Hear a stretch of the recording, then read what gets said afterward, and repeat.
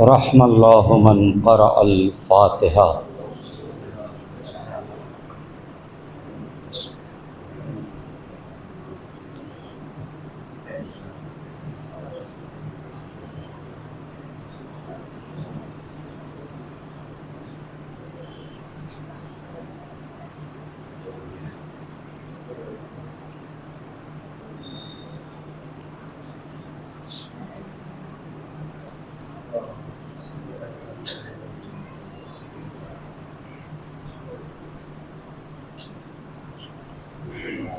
ला हौल वला कुव्वता इल्ला बिल्लाह अल अलिय्यिल अज़ीम। अऊज़ु बिल्लाहि मिनश शैतानिर रजीम। बिस्मिल्लाहिर रहमानिर रहीम। अल्हम्दुलिल्लाहिल्लज़ी हदाना लिहाज़ा वमा कुन्ना लिनहतदिया लौला अन हदानल्लाह। लक़द जाअत रुसुलु रब्बिना बिल हक़्क़ वस्सलातु वस्सलाम अला सय्यिदिल अंबिया वल मुरसलीन व ख़ातमिन नबिय्यीन व आलिहि तय्यबीन अत्ताहिरीन महबूब रब्बिल मशरिक़ैन वल मग़रिबैन व जद्दिल हसनी वल हुसैन मौलाना व मौला सक़लैन बिल क़ासिम मुहम्मद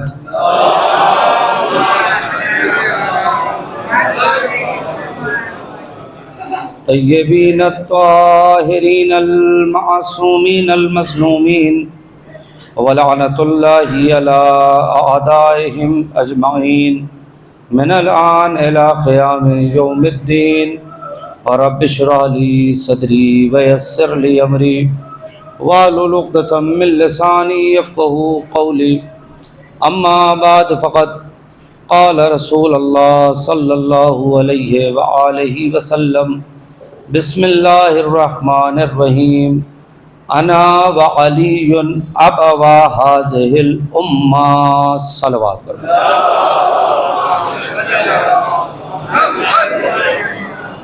गुजारिश है एक बार सूरह अलहम्द और 3 मरतबा सूरह तौहीद की तिलावत फरमा के मरहूम सैयद आरिफ रज़ा इब्न सैयद इनायत हैदर की रूह को हदिया फरमा दें।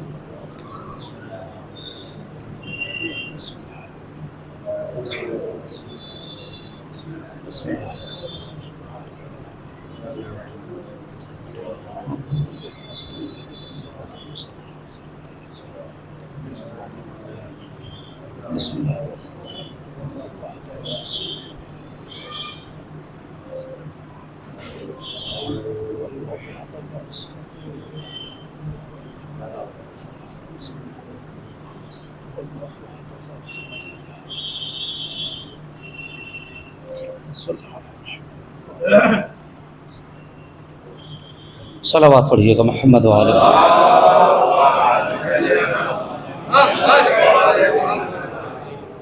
हज़रात, एक मरहूम और मग़फ़ूर के इसाले सवाब की मजलिस फ़ातिहा के उन्वान से मुनक़िद की गई है।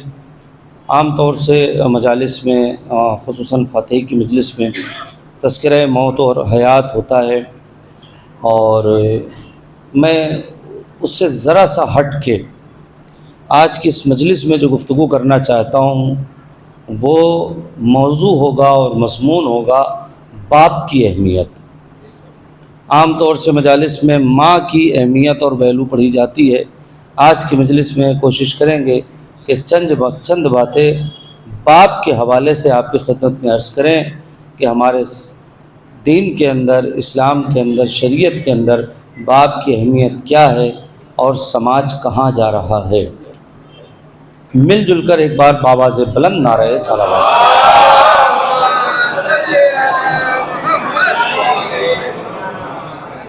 ताकि चंद बातें अर्ज़ कर दूँ, और यकीनन जिन मरहूम के इसाले सवाब की मजलिस से अज़ीज़ भी थे, रिश्तेदारियाँ भी थी, दिली लगाव भी था, मजालिस की ज़ीनत हुआ करते थे।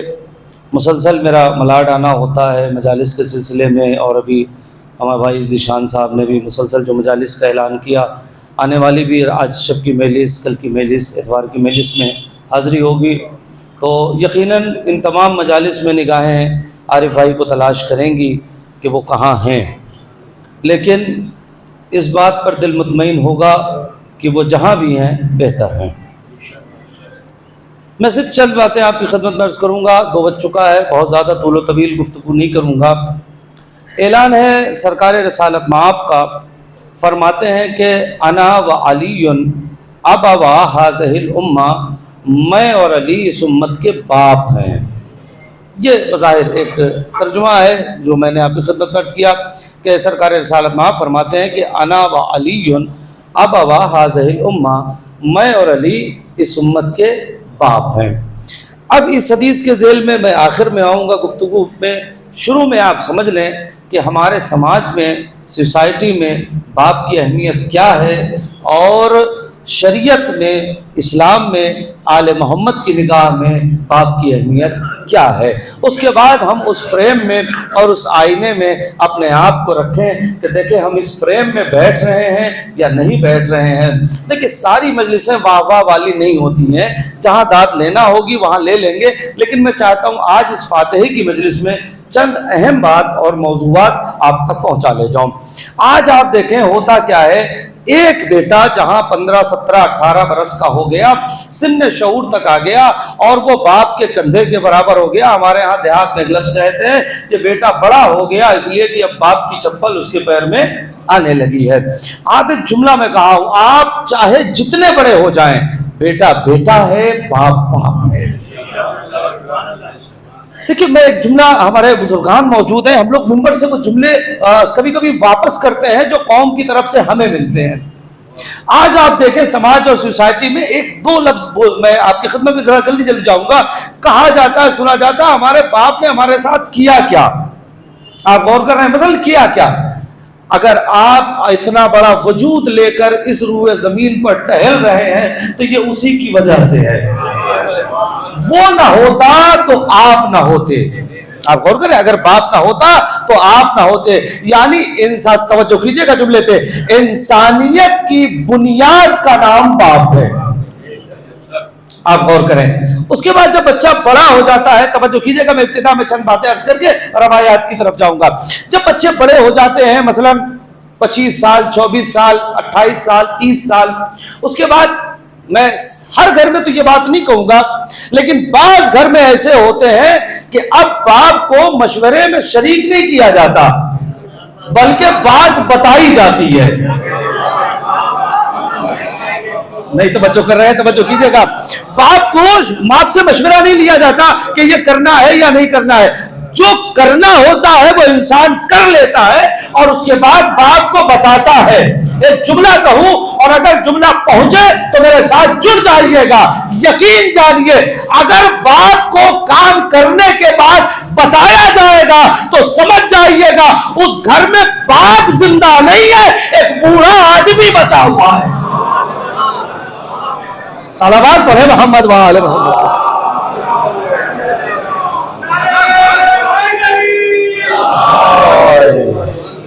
बाप नहीं रह गया उस घर के अंदर, इसलिए कि अगर बाप होता, बाप एक लफ्ज हमारे यहाँ उलमा लिखते हैं, अच्छा भाई, एक उलमा लिखते हैं कि बाप उस असा की तरह है। तवज्जो करेंगे, उलमा ने जो जुमला बाप के लिए लिखा है, बाप उस असा की तरह है, उस लाठी की तरह है जो अंधे के हाथ में होती है। नहीं गौर कर रहे। बाप एक बाप उस असा, उस लाठी की तरह है जो अंधे के हाथ में होती है। जब तक उसके हाथ में है, उस अंधे के हाथ में जब तक वो असा है, वो लाठी है, ये गिरने से बच रहा है, ये हादसात से बच रहा है। लेकिन जैसे ही लाठी छूटी, अब हादसात इसे घेर लेते हैं। ये कहीं भी टकरा जाएगा, ये कहीं भी गिर जाएगा। यही हाल हमारी जिंदगी में हमारे बाप की है, जब तक वो हाथ थामे हुए है। मैं जुमला कहने जा रहा हूं अजीजों, ये दोनों की जिम्मेदारियां है। पैदाइश से लेकर एक उम्र तक वो हाथ थामे रहता है ताकि तुम गिरने ना पाओ। एक उम्र के बाद अब तुम हाथ थाम लो ताकि तुम फिर गिरने ना पाओ। ठीक, आप तो बच्चों करें, सलावत पढ़िएगा मोहम्मद वाले मोहम्मद पे।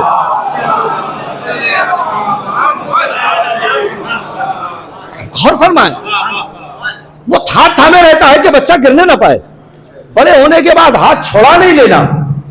इस सहारे की जरूरत पड़ेगी। आप मुझे बताएं इंसाफ से, अगर ये बात तय, तवज्जो कीजिएगा, एक अंधा मसलन उसके आंख में रोशनी नहीं है और वो असा के सहारे, लाठी के सहारे चलता है, 10 साल तक वो ऐसे ही चलता रहा, इत्तेफाक से 12 साल 15 साल तक ऐसे ही चलता रहा। इत्तेफाक से उसे कोई एक बेहतरीन तबीब मिल गया, डॉक्टर मिल गया और आंख की रोशनी आ गई। अब जब आंख की रोशनी आ गई तो उस लाठी का क्या? हाँ तवज्जो करें, अब उस लाठी का क्या आप बताएं? बेवफा होगा वो इंसान कि रोशनी आने के बाद उस लाठी को किनारे लगा देगा। वफादारी यह कहती है कि 15 बरस तक इसने तुम्हें गिरने से बचाया था, अब इसे संभाल के रखो, हिफाजत से रखो, कायदे से रखो, इसलिए कि इसने तुम्हें सहारा दिया है, गिरने से बचाया है, हादसे से बचाया है। अब ये लाठी जलाई नहीं जाएगी, ये लाठी तोड़ी नहीं जाएगी, इसे हिफाजत से रखा जाएगा। पर यही हाल बाप का है। 15 बरस तक उसने तुम्हारा हाथ पकड़ा, तुम्हारी जरूरतों को समझा, तुम्हारी चीजों को समझा, तुम जो चाहते थे उससे पहले वो ला कर दे रहा है। अब जब तुम सिल्ले शऊर तक पहुंच गए तो उस लाठी को अजाफी न समझो, उस लाठी को एक्स्ट्रा न समझो, उसे घर के कोने में मत डालो, बल्कि ये सोचो कि जब मैं कुछ नहीं था तो सहारा इसने दिया था, अब मेरी जिम्मेदारी है कि सहारा देकर इसे मस्जिद तक ले जाऊं, इसे मजलिस तक ले जाऊं, इसे लोगों तक ले जाऊं। सलावत पढ़े मोहम्मद व आले मोहम्मद।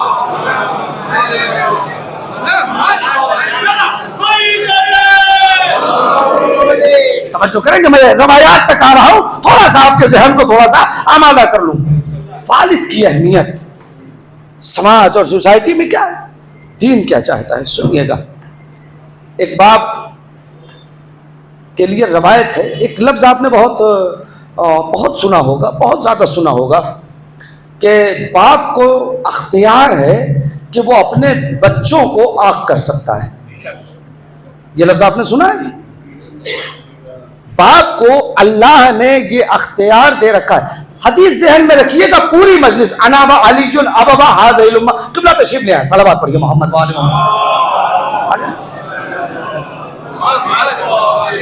एक बार और दुरूद पढ़े मोहम्मद व आले मोहम्मद।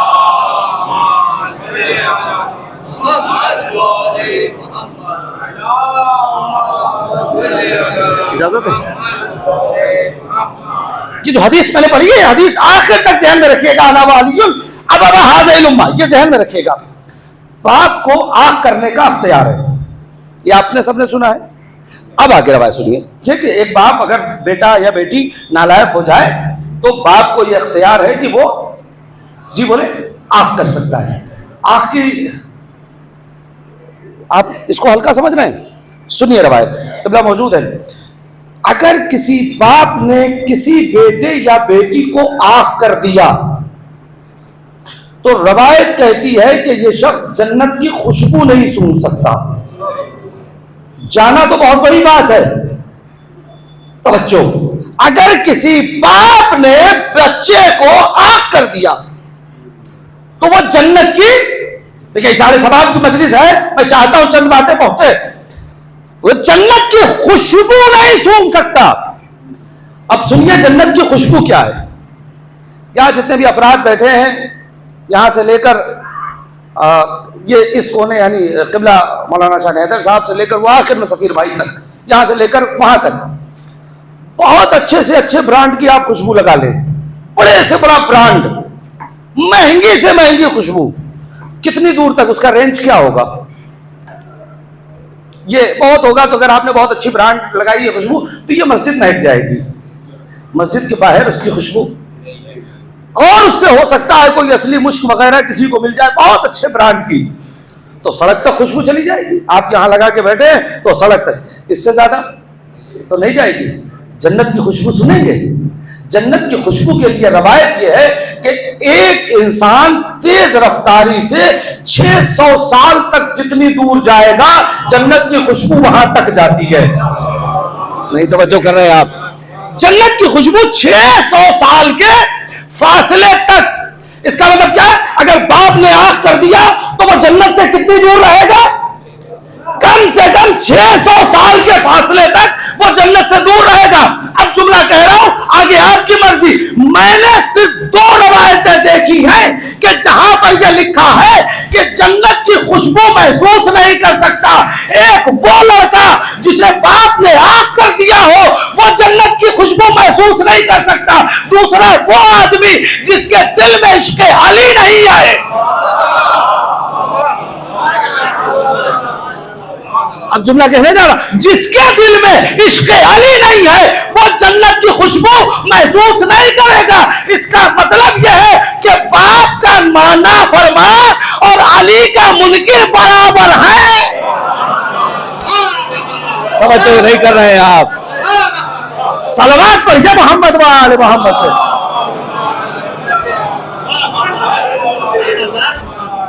समझो क्या? इसका मतलब बाप का नाफरमान। अब आप ये ना कहिए कि साहब मैं बाप की नाफरमानी करने के बाद या अली कहूंगा और काम हो जाएगा। बाप की, अच्छा मैं आ रहा हूं, हदीस मैंने कहा पूरी मजलिस में हदीस जहन में रखिएगा। अना व अलीयुन अबवा हाज़िहिल उम्मा, मैं और अली इस उम्मत के बाप है, ये जहन में रखिएगा। अब यहां तक बात पहुंच गई, मैं थोड़ा तेजी से चल रहा हूं ताकि 45-50 मिनट के अंदर गुफ्तगू मुकम्मल हो जाए।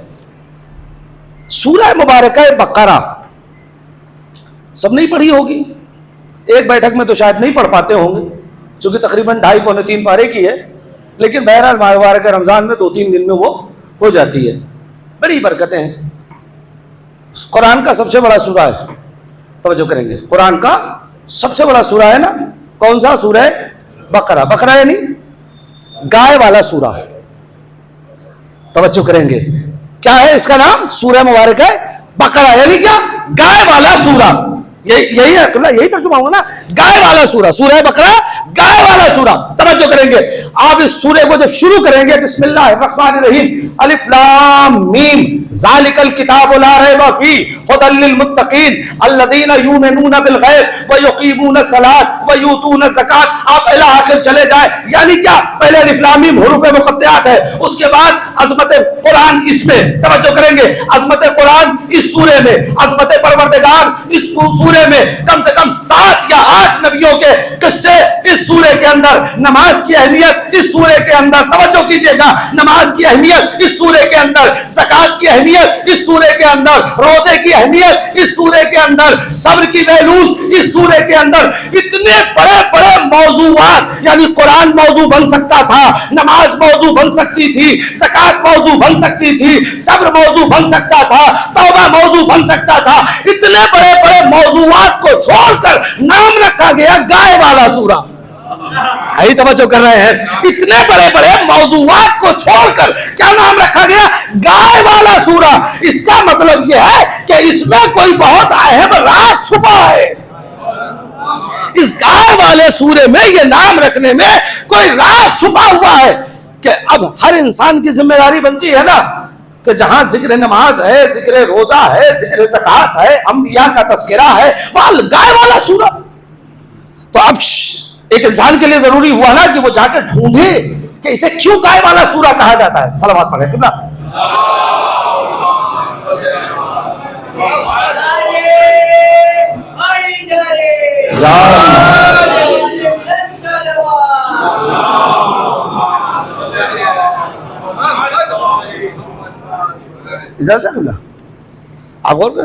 खैर, मैं वो एक लफ्ज रह गया है, उसके बाद मैं आता हूं वो आंख वाले मामले में, वरना बात रह जाएगी। तो बाप को यह हक है कि वो आंख कर दे। अख्तियार सुनिएगा बाप का। मेरे जवान भाई, मेरे दोस्त, हल्के में मत लीजिए इस रिश्ते को। आप गौर कर रहे हैं, ये सिर्फ एक रिश्ता नहीं है, ये आपकी बुनियाद है। अख्तियार सुनिए। बहुत सी जगह है जो आपके सामने सबसे सामने जो बहुत ज्यादा किताब आपके पास दस्तयाब है, मेरा तो इरशाद है, जिसका अल्लामा जवादी ने तर्जुमा भी कर रखा है, उसमें भी आपको ये मिल जाएगा। बहुत सी चीजों में आपको बाप का अख्तियार। उसके बाद में वहां तक आ रहा हूं। अख्तियार यह है कि अगर एक बाप कब्र में चला जाए, कुरान क्या कह रहा है? ला तक़नतु मिन रहमतिल्लाह, अल्लाह की रहमत से मायूस मत होना। अब अगर एक बाप ने किसी वजह से बेटे या बेटी की नालायकी की वजह से आंख कर दिया, अब आगे क्या हो? जहन्नम पक्की हो गई, जन्नत की खुशबू नहीं सूंघ सकता।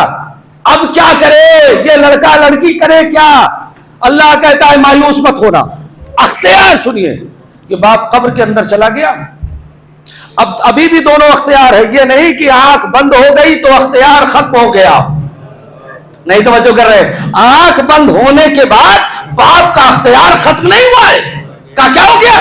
का जब वो कब्र में लेट जाएगा, ये जो नालायक बेटा था अगर मरने के बाद लायक हो जाए, मजलिस मातम, उनकी कजा नमाजें, उनके कजा रोजे, उनका कजा हज, उनके लिए तिलावत, उनके लिए मजलिस, उनके लिए नेकियां, अब खुदा उस रूह से कहेगा कल तक जो नालायक था अब लायक हो गया, उसे माफ करो,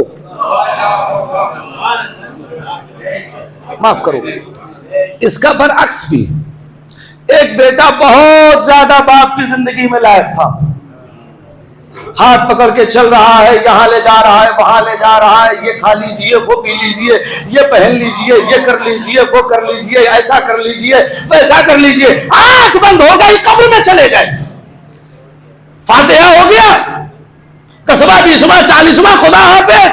अब हम अपने बीवी बच्चों में, हम अपनी जिंदगी में, अपने कारोबार में, अपनी लाइफ में अब बाप की याद ही नहीं आती। कज़ा नमाज़ें उनकी रह गई, मुझसे मतलब नहीं, कज़ा रोजे रह गए, मतलब नहीं। एक बात और कह दूं, ये दो आलिम दीन मौजूद है, एक शरई मसला बताते हुए आपकी खिदमत में आगे बढ़ जाओ।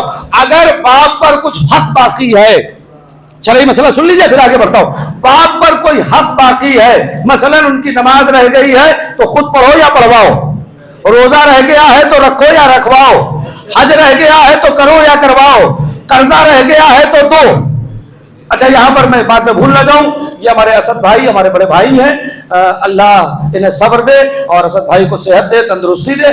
असद भाई की तरफ से मुझसे एक बात कही गई है कि अगर आरिफ भाई का किसी के ऊपर कोई कर्ज हो, अगर किसी से उन्होंने कोई कर्जा लिया हो तो आप असद भाई से राब्ता कर लीजिएगा, ये उनके बड़े भाई हैं, उनके कर्जे को देने के लिए आमादा। अगर किसी का कोई भी उनके ऊपर हक बनता है तो ये बड़े भाई हैं, आप इनसे राब्ता कर लीजिएगा और इंशाअल्लाह वो जो भी उनका हक होगा वो उन्हें दे दिया जाएगा। सलावत पढ़े मोहम्मद वाले। अब वो मसला सुन लीजिए, जब तक उसका हक अदा ना हो जाए, मसलन नमाज या पढ़ो या पढ़वाओ, रोजा रखो या रखवाओ, हज करो या करवाओ, कर्जा किसी भी सूरत को अगर जब तक न दिया जाए तब तक प्रॉपर्टी बटेगी नहीं। उस प्रॉपर्टी में से उसका अदा करो पहले उसका। तुम्हारे पास पैसे नहीं है, तुम ये नहीं कह सकते मेरे पास पैसे नहीं है। उसने घर छोड़ा है, उसके पैसे से उसका कर्जा अदा करो। उसने मकान छोड़ा है, उससे उसकी नमाज पढ़वा लो, रोजे रखवा लो, उससे करवा लो। प्रॉपर्टी बांटो मत। हम लोग क्या करते हैं, सब कुछ ले दे के बैठ जाते हैं, बात ना आप कौन करें। अच्छा, बात आ गई तो जुमला, सब कुछ लेके बैठ जाते हैं। एक जुमला और कहूं उसमें,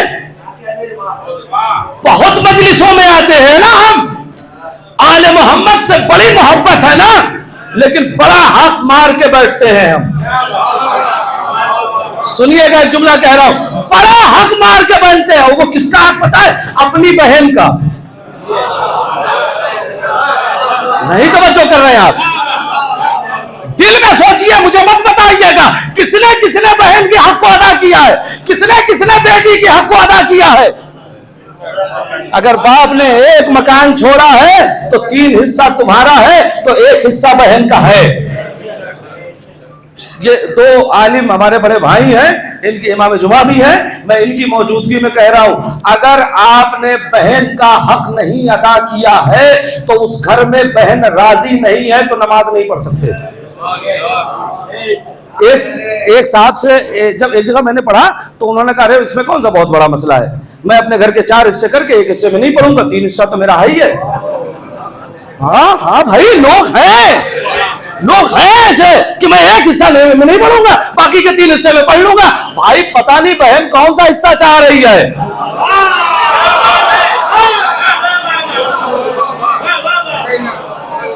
कौन सा चाह रही है नहीं मालूम है, लिहाजा तब तक नहीं पढ़ सकते हो जब तक उसे उसका हक ना दो, या कैश दे दो या उसमें से दो। हम लोग क्या करते हैं, खुदा के लिए अगर बाप ने बेटी का हक नहीं दिया है तो बड़े बेटे पर भी वो कर्ज है। आप अपनी बहन का हक देकर बाप के कर्जे को उतार दीजिएगा।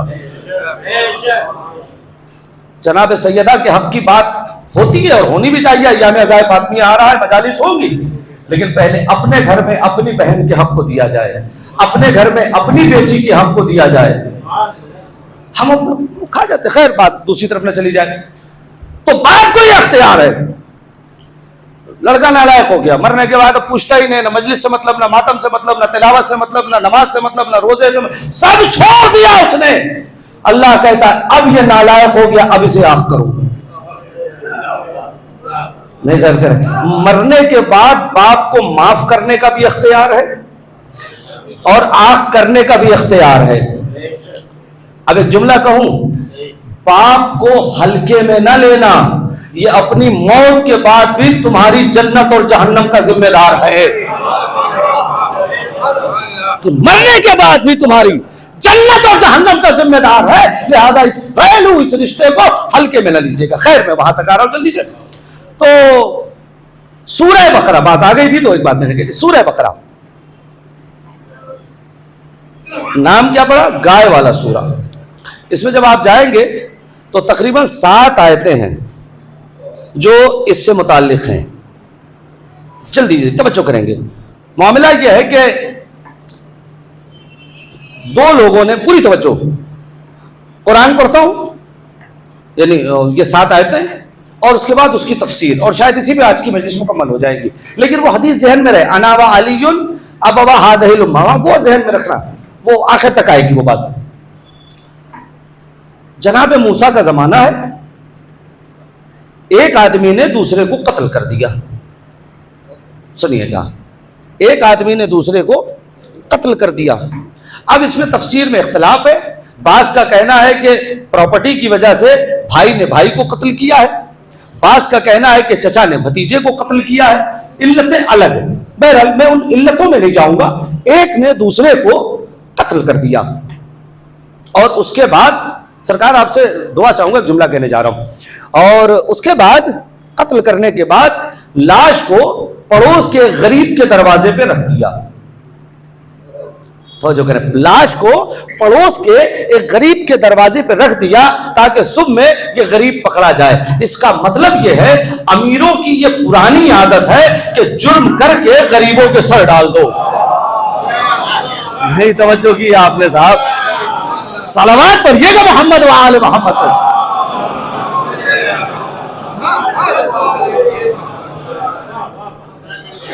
गरीब का सर डाल दिया उसके घर के दरवाजे। अब सुबह जैसे ही हुई, सुबह हो गई, अब क्या हो, अब वो ये जिन्होंने कत्ल किया था वो तो बस इंतजार में थे सुबह के कि किसी सूरत सुबह और हम हंगामा मचा दे ताकि हमारे सर पे। अब वो जैसी सुबह हुई, साहब वो हमारा भाई या भतीजा जो भी वो हमारा मार दिया गया और तुम्हारे दरवाजे पे लाश है, लिहाजा तुम कातिल हो। अब वो बंदा कह रहा है, यार मैंने कहां कत्ल किया, मैं क्यों कत्ल करूंगा, मेरा क्या मामला है, और अगर मैं कत्ल करता तो लाश दरवाजे पे क्यों रखता, कहीं ना कहीं ठिकाने लगा देता। मैंने मारा नहीं है, मैंने कत्ल नहीं किया। मैंने नहीं, तुमने मारा है। वाकया पहुंचा जनाब मूसा तक, दोनों चले गए जनाब मूसा के बाद। वो कह रहे साहब इन्होंने हमारे आदमी को मार दिया, मसलन जो भी चचा भतीजे जो भी भाई थे, इन्होंने हमारे आदमी को मार दिया। वो कह रहा है साहब मैंने नहीं मारा। जनाब मूसा को अख्तियार था कि फैसला कर दें, बिल्कुल था है, लेकिन जनाब मूसा को तो बाप की वैल्यू बयान करनी थी। अब तवज्जो करेंगे साहब, खुद नहीं बयान किया। जिब्रील आया, कहीं से कह दो कि एक गाय ले आओ, गाय ज़बह की जाएगी, उसके गोश्त को मुर्दे से लगाया जाएगा और मुर्दा अपने कातिल का नाम बता देगा। ये प्रोसीजर आप देख रहे हैं, ये कुरान का प्रोसीजर है ना पूरा। ले आओ, ज़बह करो, ये कुरान है, मैं कोई ऐसी बातें तो नहीं पढ़ रहा हूं, आप देख सकते हैं कुरान में। उसका गोश्त लगाओ मुर्दे में, वो जिंदा हो जाए। अब चूंकि ये लोग तो देखिए चोर की दाढ़ी में दिन का, तो अब ये परेशान, गाय आ जाएगी। इन्होंने कहा अल्लाह के नबी गाय कैसी होनी चाहिए। अब कुरान में फिर आवाज दी कि ये अगर पूछते हैं, अगर ये सिर्फ गाय कहा तो कोई भी गाय ले आते हैं। कल से कह दीजिए कि जवान हो बूढ़ी ना हो, कहा और कोई अलामत बताएं, का भूरे रंग की हो, कहा और कोई अलामत बताएं, का आंखें जर्द हो, कहा और कोई अलामत बताएं, का उससे हल न चलाया जाता हो, घर की पालतू हो। आप देखिए जितने सवालात करते गए उतने फंसते गए। इसका क्या मतलब निकला? सीधी शरीयत तुम्हारे पास आई, अब मान लो। नहीं तवज्जो कर रहे हैं? सीधी शरीयत तुम्हारे पास आई, अब मान लो। जितना सवाल करते जाओगे उतना फंसते जाओगे। शरीयत में नहीं, ठीक है। खैर इन्होंने अब ये तलाशने के निकले कि साहब ढूंढो वो वाली गाय कहां है, वो वाली गाय कहां है, वाली पूरे शहर में मिलती नहीं। अब अगर ये जुमला पहुंच गया तो मजलिस हो जाएगी। सरकार मैं आप हज़रात से दुआ चाहूंगा आखिर तक ये वापस आए। अल्लाह के नबी ऐसी गाय है ही नहीं। जुमला सुनिएगा, जनाब मूसा ने पलट के कहा अगर ऐसी गाय ना होती तो अल्लाह न कहता। थोड़ा सा मादा अल्लाह का कहना बता रहा है कि ऐसी गाय है। जाओ ढूंढो, ढूंढना तुम्हारा काम है, हमारा काम ढूंढना नहीं। अब ये ढूंढते रहे। खैर ये पूरा ग्रोह 4, 5, 7 लोग जितने भी रहे हों, ये चला गाय ढूंढने के लिए। ऐसी गाय जो जवान हो, बूढ़ी ना हो, भूरे रंग की हो, सर्द आंखें हो, हल न चलाया जाता हो, यानी उससे काम न लिया जाता हो, घर की पालतू हो, ऐसी गाय तलाश रहे। अब इधर यह है कुरान, यहां तक कुरान था। तफसीर सुनिए। तफसीर इसकी ये बनी कि एक बाप है, उसका एक बेटा है, कई बेटे हैं, एक बेटा है, बाप सो रहा है। इतने में वहां से एक मोती वाला गुजरा, मोती बेचते हुए। बाज तफासीर में चावल लिखा हुआ है, आपको कंफ्यूज ना हो जाए। अगर आपने कोई और तफसीर पढ़ ली हो तो उसमें बाज में चावल लिखा है, बाज में मोती लिखा है कि वो चावल का कारोबार था, वो चावल बेच रहा था। बाज का कहना है कि नहीं, उसका मोती का कारोबार था, वो मोती बेच रहा था। खैर वो निकला। अच्छा, आपके धंधे की बात अगर हो जाए, मतलब जो कारोबार आपका है वही कारोबार, तो आदमी खड़ा होकर देखता है, यार देखिए ये इसका क्या चल रहा है, अपना क्या चल रहा है। ये आदमी थोड़ा सा, तो ये भी घर से बाहर निकल गया कि भाई अपना भी मोती का काम है, इसका भी मोती का काम है, देखिए ये क्या बेच रहा है। ये बाहर निकले, कहा भाई क्या बेच रहे हो? कहा मोती बेचने का। लाओ जरा दिखाओ हमें भी, क्योंकि ये भी मोती बेचने वाला था, इसका भी कारोबार मोती का था। इसने देखा, कहा यार मोती तो ठीक ठाक लग रहा है, कितने में बेचोगे? कहा 50 रुपए में। मैं रुपया आपके लिए कह रहा हूं ताकि आप समझ जाए, 50 रुपए में। तो इसने देखा यार इस मोती की कीमत मार्केट में वैल्यू तो 100 रुपए की है, मैं इसे जब चाहूंगा 100 रुपए में बेच लूंगा, और ये 50 में बेच रहा है। लिहाजा अगर मैं इसे खरीद लूं तो मैं शाम में इसे या अभी थोड़ी देर के बाद 100 में बेच लूंगा। बैठे बिठाए 50 रुपए का प्रॉफिट, तो जाहिर सी बात है कौन नहीं प्रॉफिट चाहता है। बैठे बिठाए 50 रुपए का प्रॉफिट हो जाएगा। ठीक है, इसने कहा साहब ये मोती हम खरीदेंगे। उसने कहा ठीक है आप खरीद लीजिए, लाइए 50 रुपए। उसने कहा ठीक है ले आता हूँ। घर में गया, थोड़ी देर के बाद आया, कहा साहब आपको थोड़ी देर इंतजार करना पड़ेगा। तवज्जो, थोड़ी देर आपको इंतजार करना पड़ेगा। उसने कहा क्यों इंतजार करना पड़ेगा? कहा इसलिए कि पैसा अब्बा के पास है और अब्बा सो रहे हैं। थोड़ा सा ईमानदारी से सुनिएगा, पैसा अब्बा के पास है, अब्बा सो रहे हैं। तो कहा उसमें कौन सी बहुत बड़ी बात है, जाओ जगाओ, पैसे लाके दो, उन्हें जगाओ, हमें पैसे लाके दो। उसने कहा नहीं साहब ये तो नहीं हो सकता। क्यों नहीं हो सकता? तवज्जो, क्यों नहीं हो सकता? कहा कैसी बातें करते हो? मैं चंद पैसों के लिए अपने बाप की नींद खराब कर दूं? नहीं तवज्जो कर रहे हैं? लायक बेटा होता है ऐसा, चंद पैसों के लिए बाप की नींद खराब कर दूं। अब हम अपने आप को सोचे, कहीं ऐसा नहीं हो कि मेरा कोई अमल ऐसा हो जाए कि जिसकी बिना पर मेरे बाप की रातों की नींद उड़ जाए। तवज्जो कर रहे हैं? थोड़े पैसे के लिए कहा नहीं मैं उन्हें उठाऊंगा नहीं, वो खुद से उठेंगे तो उनसे पैसे लेके दूंगा, तुम्हें उतनी देर इंतजार करना पड़ेगा। उसने कहा साहब हम इंतजार नहीं करेंगे, हमारा मोती वापस दे दो। इसने कहा भाई ठीक है, तो हम भी उठाएंगे नहीं, अपना मोती लेकर जाओ। उसने मोती उसके हाथ में रख दिया। ये ज़हन में रहे, बाद लोगों ने चावल लिखा है, उसने मोती उसके हाथ में दे दिया। अब फिर उसने कहा अगर तुम अपने बाप को उठा दो तो मैं मोती तुम्हें 40 रुपए में दे दूंगा। मैं देखूं कितनी आप अपने बाप से मोहब्बत करते हैं इस जुमले पे। अगर तुम अपने बाप को उठा दो तो मोती मैं तुम्हें 40 रुपए में दे दूंगा।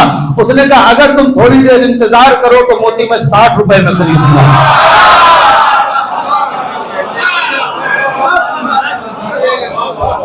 सलावत पढ़िएगा मोहम्मद व आले मोहम्मद।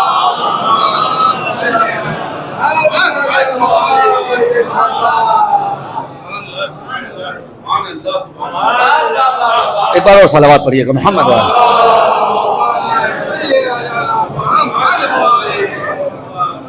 अगर तुम उठा दो तो मैं मोती 60 रुपए में खरीदूंगा। उसने कहा नहीं साहब, तो इंतजार कर लो तो मैं मोती 60 रुपए में खरीदूंगा। उसने कहा नहीं साहब, हम इंतजार तो नहीं करेंगे, कोई बात नहीं। उसने अपना मोती लिया, चला गया, ये भी अपने घर में आके बैठ गए, बात खत्म हो गई। थोड़ी देर के बाद बाप की आंख खुली, जाहिर सी बात है उठे वो बेचारे। तो अब जब उठे तो बातचीत में बात आ गई। तो इसने कहा बाबा आज ऐसा ऐसा हुआ है। तो बाप ने कहा बेटा तू उठा देता, मुझे 50 रुपए का प्रॉफिट था। उसने कहा नहीं बाबा, ये पैसे आपकी नींद से ज्यादा कीमती थोड़ी है, ये पैसे बाप की नींद से ज्यादा कीमती थोड़ी है। आप सुकून से सो रहे थे, मैंने आपको सोने दिया।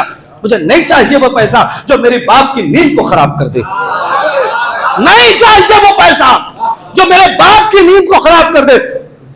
बाप ने कलेजे से लगा लिया, सुनिएगा, बाप ने कलेजे से लगा लिया। कहा बेटा इतना एहतराम, इतनी मेरी इज्जत, इतनी मेरी नींद की कीमत, लेकिन बेटा मैं भी तो बाप हूं, सुनना, मैं भी तो बाप हूं। ए बेटा मैं तेरा नुकसान नहीं होने दूंगा। वो आंगन में गाय बंधी है, उसे ले जाके बेच दे। क्या सुनना है? वो आंगन में गाय बंधी हुई है, उसे ले जाके बेच दे। उसने कहा बाबा लेकिन और भी भाई गए। कब मेरी चीज है, मैं जिसे चाहे दे दूं। खोलो गाय, ले जाकर बेच दो। इसने गाय को लिया, कहा बाबा बेच दूं? कहा ले जाकर बेचो। ये बाहर तवज्जो करेंगे, इधर जनाब मूसा के यहाँ से काफिला निकला है गाय तलाशने, नहीं गौर कर रहे। ये जैसे ही गाय घर से बाहर लेकर निकला, इतने में वो काफिला घर के दरबार, अरे नहीं यही वाली तो गाय है जो जवान भी है, भूरे कलर की भी है, हरी कलर की आंखें भी है, पालतू भी है। ये भाई यही गाय तो हम तलाश रहे थे, बेचोगे? कहा हाँ बेचेंगे। कितने में बेचोगे? कहा रुको अभी कीमत बताता हूं। फिर घर में आया, ये होती है बाप की अहमियत। फिर घर में आया और आने के बाद कहता है बाबा ग्राहक तो दरवाजे पे ही खड़ा था। नहीं तो बच्चों कर रहे हैं, ग्राहक तो दरवाजे पे ही खड़ा था। बाबा कीमत बताएं। कहा बेटा जो कीमत मांगना है मांग लो। कहा बाबा क्यों? कहा पूरे शहर में ऐसी गाय नहीं है। तो बच्चों कह रहे हैं पूरे शहर में ऐसी गाय नहीं है जो कीमत मांग। अब फिर यहां कुरान कहता है कीमत क्या मांगी गई। ये कुरान है, ये लिखा है कुरान में, कीमत जो मांगी। इसने कीमत जाके मांगी कि गाय ज़िब करने के बाद गोश्त निकाल कर खाल में जितना पैसा आए वो इसकी कीमत। ये कुरान में कीमत लिखी हुई है। क्या? जितना पैसा खाल में आ जाए वो इसकी कीमत। ये लोग वापस गए जनाब मूसा के पास। अल्लाह के नबी गाय तो मिल गई मगर बड़ी महंगी है। कब वो तुम्हारा मामला है महंगी सस्ती, हमें तो वही चाहिए ताकि कातिल का पता चले। ये वापस आए, भाई कुछ बार्गेनिंग हो जाएगा? वो कुछ नहीं, बार्गेनिंग वगैरह मसला नहीं, हो गई जो बात हो गई। खैर सौदा तय हो गया। अब मैं जुमला कहना चाहता हूं, सौदा तय हो गया। कीमत क्या बनी? खाल में जितना पैसा आ जाए वो कीमत। अगर जगह के मोती खरीदता तो कीमत क्या थी? नहीं आप भाई, हमने जगह के मोती खरीदता तो प्रॉफिट आता 50 रुपया। बाप के आराम का ख्याल किया तो प्रॉफिट इतना आया कि जिंदगी भर बैठ के खाए। पता चला अगर बाप का एहतराम करोगे खुदा रोजी में बरकत दे देगा। खुदा रोजी में बरकत देता था। खैर, अब मैं यहाँ से मजलिस को समेट रहा हूँ। ये लेकर गए वहाँ पे, कीमत वगैरह तय हो गई। ये क्या, ये देखिए पूरा प्रोसीजर था। ये लेकर गए वहाँ पे। कुरान कहता है कि वो गोश्त लगाया गया और वो जो मकतूल था वो जिंदा हो गया। पता नहीं कैसे आप जुमला सुनेंगे। वो मकतूल जिंदा हो गया और जिंदा होकर उसने अपने कातिल का नाम बता दिया। और कातिल कौन? जो पैसे खर्च कर रहे थे। कातिल का नाम बता दिया। आपने बड़ी आसानी से सुन लिया। हुआ क्या? मूसा ने कुछ कहा ना, मूसा ने कोई दुआ पढ़ी। तवज्जो नहीं कर रहे हैं। न मूसा ने कोई दुआ पढ़ी, न मूसा ने हाथ लगाया, न मूसा ने मुनाजात की। मूसा ने कुछ कहा नहीं। कुरान क्या कह रहा है? उस गोश्त को बदन से टच किया गया, वो जिंदा हो गया। गोश्त को टच किया गया, मुर्दा जिंदा हो गया। कुरान कह रहा है किसी को हैरत नहीं होती है, एक गाय का गोश्त अगर किसी मुर्दा को लगा दिया जाए वो जिंदा हो जाए तो किसी को हैरत न हो अगर फखरे कायनात किसी को छू के जिंदा कर दे। सलावत पर ये मोहम्मद वाल। तो ताज्जुब नहीं होना चाहिए अमीर कायनात अगर किसी को जिंदा कर दे। बात खत्म कर रहा हूं। अब यहां से मैं वो हदीस जो शुरू की थी वहां से, क्योंकि तकरीबन 45 मिनट हो गया, मसाइब तक मुझे आना है, क्योंकि अब ये दोपहर की मजलिस बहुत ज्यादा तुलतविल तो हो नहीं पाती है। बात मुकम्मल हो गई। अमीर कायनात जिसे चाहे जिंदा कर दे। इंशाअल्लाह कल बाद जुमा जो मजलिस होगी उसमें चंद बातें इसी के हवाले से मैं आपकी खिदमत में बढ़ दूंगा। ये मौजूद तो नहीं रहेगा, मजमून बदल दूंगा, लेकिन थोड़ी सी बातें यहीं से मैं उठाऊंगा। तवज्जो करेंगे। हाँ, बात मुकम्मल हो गई। हदीस क्या पढ़ी थी? अना अली अबा हाज़िर। बाप की अहमियत। एक बाप, क्या कहा? उम्मत के बाप हैं हम, और अली उम्मत के बाप हैं। आप जरा सोचें, अगर हम नाफरमानी करते हैं अपने बाप की तो सजा जन्नत की खुशबू नहीं महसूस कर सकते। दुनिया भी खराब, आखिरत भी खराब। पैगंबर फरमाते मैं और अली उम्मत के बाप हैं। तो क्या हमें तलाशना नहीं चाहिए कि नबी का नाफरमान कौन है और अली का नाफरमान कौन है? अरे तवज्जो नहीं कर रहे हैं। नबी के नाफरमान को, अली के नाफरमान को ढूंढो और ढूंढ के समझ जाओ कि जो नबी का नाफरमान, तवज्जो करेंगे, नबी और अली का नाफरमान जहां हो, जिस हालत में हो, जंग में हो, सुलह में हो, मस्जिद में हो, घर में हो, घर के बाहर, अगर नबी और अली का नाफरमान है तो वो सब कुछ हो सकता है, जन्नती नहीं हो सकता। सलावत पढ़िएगा मोहम्मद।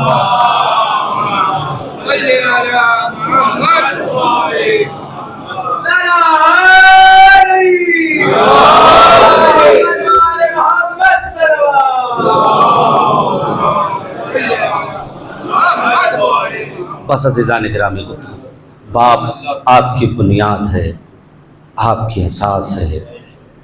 जितने कदर कर सकते हैं कर लें। माँ बाप, इसमें माँ कायनात की अजीम तरीन नेमतों में से एक है। जितना इनका एहतराम हो सकता है कर लीजिए, जितनी कदर कर सकते हैं कर लीजिए। कभी सोचिएगा, गुफ्तगू मुकम्मल हो गई।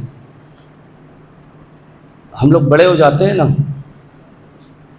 तो जब पैसे वैसे कमाने लगते हैं, तो मैं लायक बेटों की बात कर रहा हूँ, नालायकों की नहीं कर रहा हूँ। पैसे वैसे जब कमाने लगते हैं तो लाके माँ बाप को देते हैं। तो होता क्या है कि पैसे निकाले और ये अब्बा आप रख लें, अम्मा आप रख लें। उलमा कहते हैं ये तरीक़ा गलत है। मैं लायक बेटों की बात कर रहा हूँ। ये तरीक़ा गलत है। आपने मसलन 1000, 2000, 5000 निकाले और बाप के हाथ पे रख दिया, ये तरीक़ा गलत है। उलमा कहते हैं अगर माँ बाप को पैसे दो तो यूं करके मत देना, अपने हाथ पे रख लेना, उनसे कहना वो उठा लें। खुदा के लिए तुम्हारा हाथ ऊपर ना हो, तुम्हारे बाप का हाथ ऊपर रहे।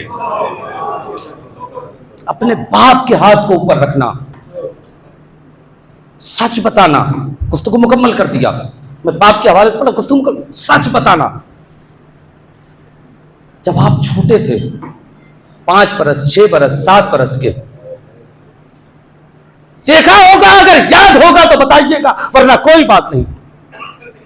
बाप रास्ते से जा रहा है, कोई बहुत अच्छा सा टॉय लगा, अब आप उसे कहे नहीं है, लेकिन उसके लिए मेरे बेटे के लिए बहुत अच्छा लग रहा है, मेरा बेटा वो खरीद लेता है। डिस्प्ले में कोई कपड़ा अच्छा लगा,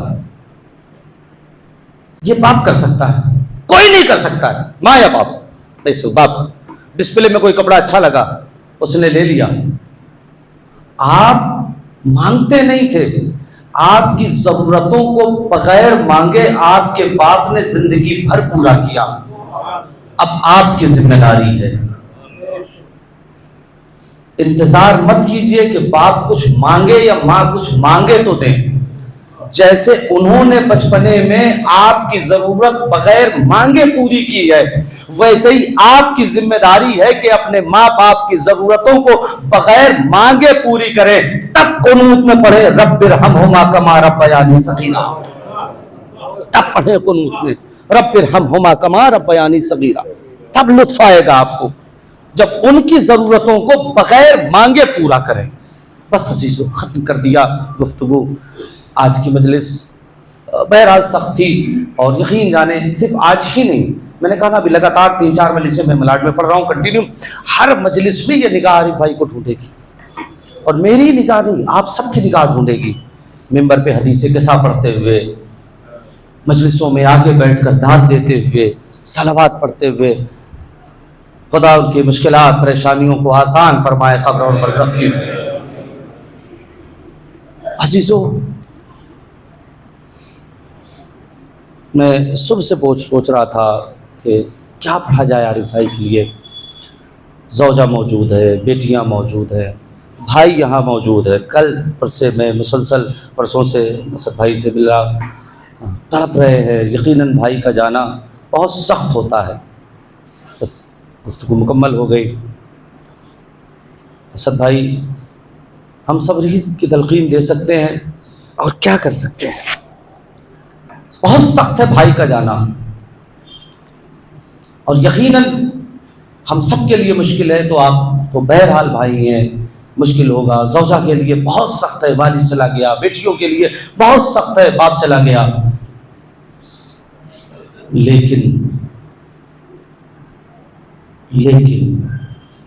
लेकिन आपका भाई बहुत अहम था, हुसैन के अब्बास जैसा नहीं था। क्यों पता है? देखिए इमाम, मैं बहुत तवील मसाइल नहीं पढ़ूंगा, 1 से 1.5 मिनट। इमाम कभी कोई जुमला जज्बात में नहीं कहता, ये याद रखिएगा। इमाम का कोई जुमला कभी भी जज्बात में नहीं होता है। इमाम जो कहता है वो हकीकत होता है। अगर ये तय है कि जो इमाम कहता है वो हकीकत होता है, तो जैसे ही घोड़े से गिरते हुए अब्बास ने कहा आका मेरा आखिरी सलाम कबूल करे, हुसैन ने कमर पकड़ लिया। अब्बास अलान इंकसरा सहरी, अब्बास तेरी इस आवाज ने मेरी कमर को तोड़ दिया। भाई के जाने से भाई की कमर टूट जाती है। आपकी आवाजें गिरिया बुलंद हो रही है, खुदा इन आवाजों पे रहमत नाज़िल फरमाए। मुझे नहीं पता कि अब हुसैन अब्बास के जनाजे पे कैसे जा रहे हैं। अब्बास तेरे मरने से टूटी मेरी कमर, अकबर तुम्हारे मरने से मेरी नजर गई। लेकिन रवायत कहती है कि हुसैन पहुंचे, कुछ दूर झुके, एक शाना उठाया, कलेजे से लगाया। हुसैन इमाम वक्त है, बर्दाश्त कर रहे हैं, वरना कौन भाई है जो बर्दाश्त करे भाई का शाना, और वो भी जो कुव्वते बाजू रहा हो। कुव्वते बाजू का बाजू उठाना ये हुसैन का दिल और कलेजा था। फिर कुछ दूर आगे बढ़े, दूसरा शाना उठाया, मैंने दरमियान से मसाइब छोड़ दिया, सिर्फ एक लम्हे के लिए और मजलिस मुकम्मल कर दूंगा। दोनों शाने उठाए, हुसैन दरिया के किनारे पहुंचे। क्या देखा? अली का शेर है जो तराई पे लेटा हुआ है, सर गुर्ज के जरिए से दोबारा हो चुका है, एक आंख में तीर है, एक आंख में खून है, शाने तलब हो चुके हैं, पूरा बदन तीरों से जख्मी हो चुका है। हुसैन अब्बास के सराहने बैठ गए। अब्बास हम आ गए। अब्बास ने आवाज दी, आका बहुत शुक्रिया, आप तशरीफ ले आए। ए आका एक जहमत फरमा दे। कहा अब्बास क्या? कहा एक आंख में तीर है, एक आंख में खून है, अगर हाथ सलामत होते तो आपको जहमत न देता, मेरी आंख से खून साफ कर दे। अब्बास क्यों? कहा हे आका जब इस दुनिया में आया था तो सबसे पहले आपको देखा था, अब जा रहा हूं तो आखिरी मर्तबा आपको देखना चाहता हूं। अरबाब अज़ा हुसैन ने आंख से खून साफ किया, भाई ने भाई को देखा। उलमा एक रवायत पढ़ते हैं कि अब्बास ने कहा, इमाम हुसैन ने कहा अब्बास तो मेरी भी एक तमन्ना पूरी करते रहो। कहा क्या? बस मैं एक लफ्ज तक आपको लाना चाहता हूं, घर तक रोते जाइएगा। अजीब लफ्ज है मसाइब का। मसाइब में तो कुछ नया नहीं होगा, पर एक लफ्ज तक ले आना है मुझे। अब्बास मुझे एक बार भाई कह दो, एक बार भाई कह दो। आका अम्मा ने मना किया है, मैं इमाम हूं। एक बार 32 बरस हो गए, ये कान तरस गए, बस भाई आका ही कहा। रवायत कहती है भाई कहा, रूह कब्र से उंगली से परवाज कर गई। वसीयत थी लाशा खैमे में ना ले जाना, बस मैं एक मंजिल तक आ रहा हूं, उस मंजिल पर आकर मसाइब खत्म कर दूंगा। बस मैं ये चीजें आपकी सुनी हुई है, देखिए मसाइब में तो कुछ नया नहीं हो सकता। हुसैन खाली अलम लेकर दरे खैमे की तरफ चले, खैमे की तरफ चले। वहां दरे खैमा पर जनाबे सकीना की कयादत में छोटे छोटे बच्चे कूजे लिए हुए खड़े अब्बास का इंतजार कर रहे हैं कि पानी आएगा। जैसे जैसे आलम करीब आ रहा है, सकीना कह रही है वो देखो मेरे चचा का आलम आ रहा है, अब पानी आएगा, आलम आ रहा है, अब पानी आएगा, आलम आ रहा है, अब पानी आएगा। जैसे ही आलम करीब आया, सकीना ने देखा आलम बाबा के हाथों में है, आलम तो आया, आलमदार ना आया। बच्ची ने कूजा फेंक दिया छोटे छोटे बच्चों के सामने। अजब ने सकीना ने हाथों को जोड़ के कहा, ए बच्चों, अरे जिस चचा के भरोसे पानी का वादा किया वो चचा ही ना आया।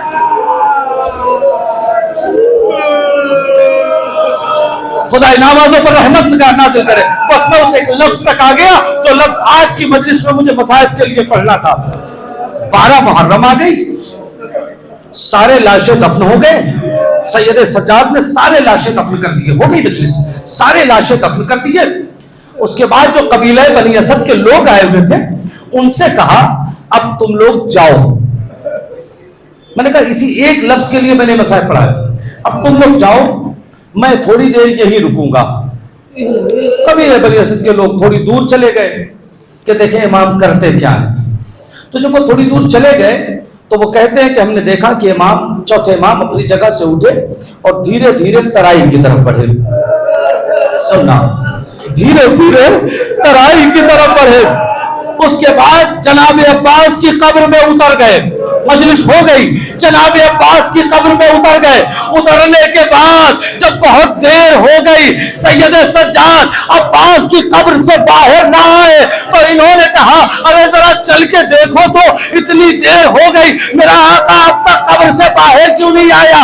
अब कबीले बनी असद के लोग कहते हैं कि हमने देखा, वहां जाकर तो हमने अजीब मंजर देखा।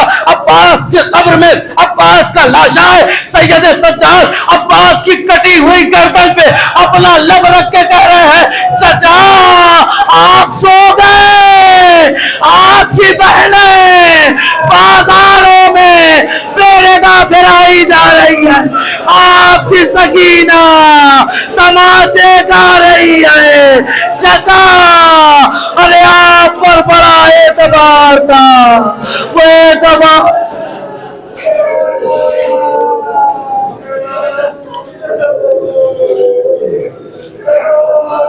सियालमुल्लज़ीना ज़लमू या मुनक़लिबुन इन्ना लिल्लाहि व इन्ना इलैहि राजिऊन रज़न बिक़ज़ाइहि व तस्लीमन लिअम्रिहि इलाही इलाही इलाही बिहक़्क़ि फ़ातिमत व अबीहा व बालिहा व बनीहा सिर्रुल मुस्तौदफ़ी। परवरदिगार हमारी इस मुख्तसर मगर अज़ीम इबादत को कबूल फरमा, हमारे आंसुओं को रुमाल जनाब ज़हरा में जगह इनायत फरमा। परवरदिगार जिन मरहूम के इसाले सवाब मरहूम आरिफ रज़ा साहब के इसाले सवाब की मजलिस है, परवरदिगार उनकी मग़फ़िरत फरमा, उनके दराजात को बुलंद फरमा, उनकी कब्र को मुनव्वर फरमा। परवरदिगार इतने मोमिनीन दस्ते दुआ बुलंद किए हुए हैं, परवरदिगार इनकी दुआओं को खाली न जाना। परवरदिगार आरिफ भाई की मग़फ़िरत फरमा, उनकी गुनाह कबीरा और सगीरा को माफ़ फरमा, उनकी गुनाह कबीरा और सगीरा को माफ़ फरमा, उनकी गुनाह कबीरा और सगीरा को माफ़ फरमा। परवरदिगार तुझे वास्ता मोहम्मद वाले मोहम्मद के हक़ का उनके पसमानदगान खुसूसन ज़ौजा, बेटी, भाई और तमाम जो भी अज़ीज़ अक़रबा हैं सबको सब्र जमील इनायत फरमा। परवरदिगार तुझे वास्ता मोहम्मद वाले मोहम्मद के हक़ का दुनिया के तमाम मज़लूमीन की हिफाजत फरमा, दुनिया के तमाम ज़ालिमों को निस्त व नाबूद फरमा। परवरदिगार तुझे वास्ता मोहम्मद वाले मोहम्मद के हक़ का हम सबको वैसा बना दे जैसा हमारा इमाम चाहता है। मालिक इमाम के ज़ुहूर में ताजील फरमा, हमें उनके ख़ास और मुख़लिस ग़ुलामों में शुमार फरमा। रब्बना तक़ब्बल मिन्ना इन्नका अंतस समीउल अलीम। आप हज़रात से गुजारिश है कि एक बार सूरह अलहम्द और 3 मरतबा सूरह तौहीद की तिलावत फरमा के मरहूम सैयद आरिफ रज़ा इब्न सैयद इनायत हैदर की रूह को हदीया फरमा दें। अल्लाहुम्मा सल्लि अला मुहम्मदिन व आलि मुहम्मद, अल्लाहुम्मा सल्लि अला मुहम्मदिन व आलि मुहम्मद, अल्लाहुम्मा सल्लि अला मुहम्मदिन व आलि मुहम्मद। बिस्मिल्लाहिर रहमानिर रहीम। अल्हम्दुलिल्लाहि रब्बिल आलमीन अर्रहमानिर रहीम मालिकी यौमिद्दीन इय्याका नअबुदु व इय्याका नस्तईन इहदिनस सिरातल मुस्तक़ीम सिरातल लज़ीना अनअमता अलैहिम गैरिल मग़दूबि अलैहिम वलद्दाल्लीन। बिस्मिल्लाहिर रहमानिर रहीम। क़ुल हुवल्लाहु अहद अल्लाहुस समद लम यलिद व लम यूलद व लम यकुल लहू कुफुवन अहद। बिस्मिल्लाहिर रहमानिर रहीम। क़ुल हुवल्लाहु अहद अल्लाहुस समद लम यलिद व लम यूलद व लम यकुल लहू कुफुवन अहद। बिस्मिल्लाहिर रहमानिर रहीम। क़ुल हुवल्लाहु अहद अल्लाहुस समद लम यलिद व लम यूलद व लम यकुल लहू कुफुवन अहद। अल्लाहुम्मा सल्लि अला मुहम्मदिन व आलि मुहम्मद, अल्लाहुम्मा सल्लि अला मुहम्मदिन व आलि मुहम्मद, अल्लाहुम्मा सल्लि अला मुहम्मदिन व आलि मुहम्मद। परवरदिगार इस मजलिस अज़ा का सवाब और इस पढ़े हुए तमाम मोमिनीन व मोमिनात की सूरह फातिहा का सवाब, खानवादे की जानिब से 17 कुरान और 5 पारा जो पढ़े गए हैं उसका सवाब मरहूम सैयद आरिफ रज़ा इब्न सैयद इनायत हैदर की रूह को हदिया करते हैं। कबूल फरमा, मातम हुसैन।